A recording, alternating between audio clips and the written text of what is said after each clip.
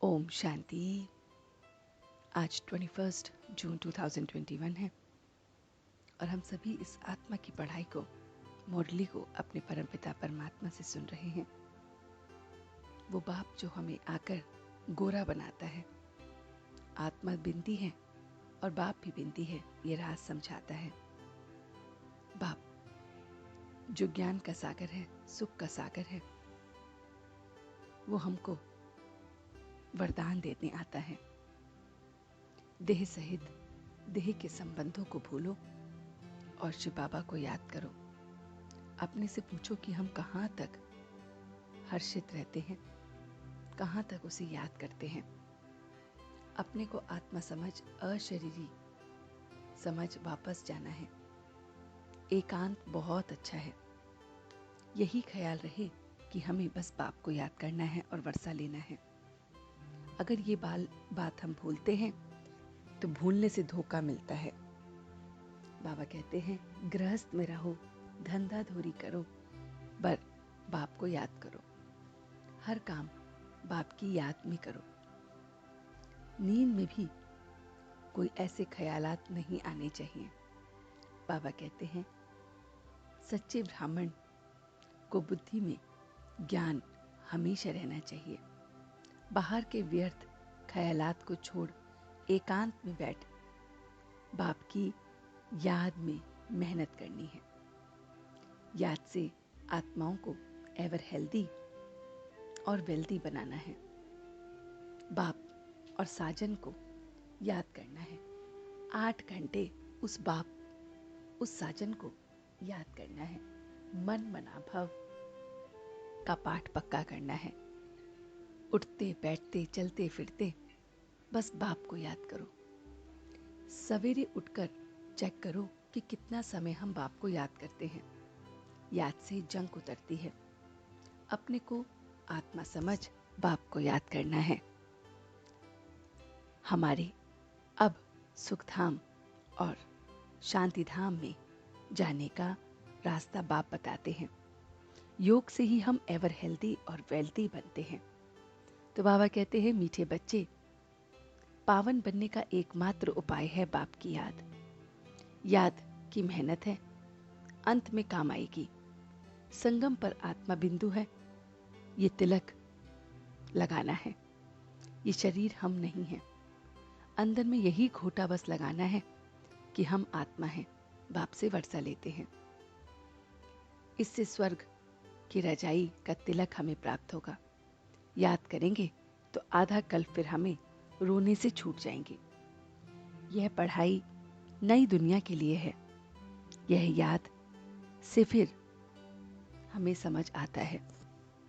तो बस हमें अपने बाप को बहुत बहुत अच्छी रीति याद करना है। बाबा कहते हैं कि बाप को याद करने से स्वराज्य के मालिक भी बन जाते हैं। स्वराज्य के मालिक बनो तो संपूर्ण वर्षे के अधिकारी बन जाएंगे।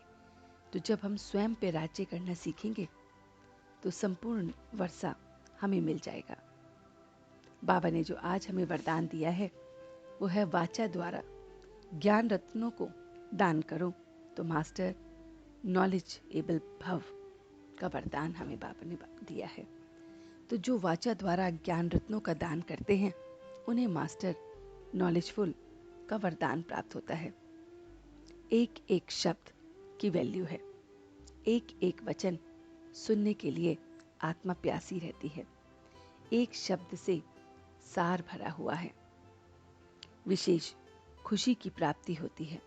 खजाने भरपूर हैं तो सदा संतुष्ट और हर्षित रहते हैं।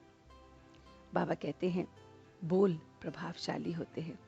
वाणी का दान करने से वाणी में बहुत बहुत गुण आ जाते हैं। तो ये सारी की सारी बातें वो परमपिता परमात्मा हम बच्चों को कहते हैं और हम बच्चे इसे धारण करते हैं। तो चलते हैं कुछ पल के लिए बाबा के पास और देखते हैं अपना ये रूहानी सफर कि किस तरह से मेरा मीठा बाबा मुझे रोज पढ़ाने आता है। वो मेरा मीठा बाबा मुझे पढ़ा रहा है। बाप की इस पढ़ाई से मैं पावन बन रहा हूँ। मैं आत्मा हूँ। ये अंदर अंदर घोटा लगा रहा हूँ। बाप भी बिंदु, मैं भी बिंदु, इस बात को पक्का कर रहा हूँ। मैं और बाबा और दूसरा ना कोई। मैं बाप के साथ स्वराज्य अधिकारी भी बन रहा हूँ। अपने ऊपर राज्य करने वाला मालिक बन रहा हूँ। मैं स्वराज्य अधिकारी, स्वयं पे राज्य करने वाला, और इसलिए संपूर्ण वर्षे का अधिकारी बन गया हूँ।